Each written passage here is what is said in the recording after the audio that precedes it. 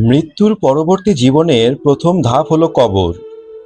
সেখানে হয় আমাদের জন্য অসীম শান্তি অপেক্ষা করছে, না হয় কঠিন আযাব। কিন্তু আপনি জানেন কি, এমন দুটি খুব সাধারণ কাজের জন্য কবরের ভয়াবহ আযাব হতে পারে, যা আমরা প্রতিদিন অবহেলায় করে থাকি। আজ বিশ্বস্ত হাদিসের আলোকে জানাবো সেই ঘটনা, যা শুনে সাহাবীদের চোখ থেকেও পানি ঝরেছিল। একবার আল্লাহর রাসূল হযরত মুহাম্মদ সাল্লাল্লাহু আলাইহি ওয়াসাল্লাম দুটি কবরের পাশ দিয়ে যাচ্ছিলেন। হঠাৎ তিনি থমকে দাঁড়ালেন। তার চেহারা গম্ভীর হয়ে গেল। তিনি সাহাবীদের বললেন, এই দুই কবর বাসিন্দাকে আযাব দেওয়া হচ্ছে, আর তাদের এমন কোনো বড় অপরাধের জন্য আযাব দেওয়া হচ্ছে না, যা এড়ানো তাদের জন্য খুব কঠিন ছিল। সাহাবীরা অবাক হয়ে শুনছিলেন।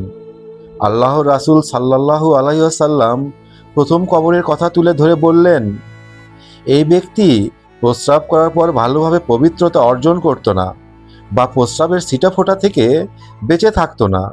এরপর তিনি দ্বিতীয় কবরের কারণ জানিয়ে বললেন, আর এই ব্যক্তি মানুষের পেছনে চগলখড়ি করে বেড়াতো, অর্থাৎ একজনের কথা অন্যজনকে লাগিয়ে ঝগড়া ও ফ্যাসাদ সৃষ্টি করত।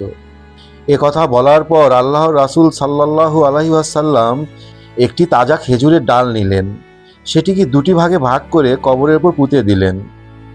সাহাবীরা কৌতূহলী হয়ে জিজ্ঞেস করলেন, হে আল্লাহর রাসূল, আপনি কেন এমন করলেন?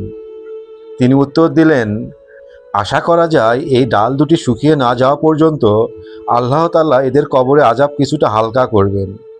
এই হাদিস আমাদের চোখে আঙ্গুল দিয়ে দেখিয়ে দেয়, প্রস্রাব ও অপবিত্রতা থেকে নিজেকে পরিষ্কার রাখা কতখানি জরুরি। 2. চগলখড়ি ও গীবত করার মতো অভ্যাস আমাদের কবরের আযাবের মুখে ঠেলে দেয়। প্রিয় বন্ধুরা, দৈনন্দিন জীবনের ছোট ছোট এই ভুলগুলো থেকে আমাদের সতর্ক হতে হবে।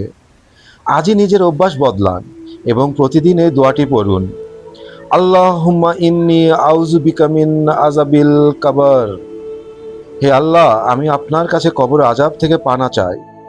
ভিডিওটি ভালো লাগলে প্রিয়জনদের সাথে শেয়ার করুন।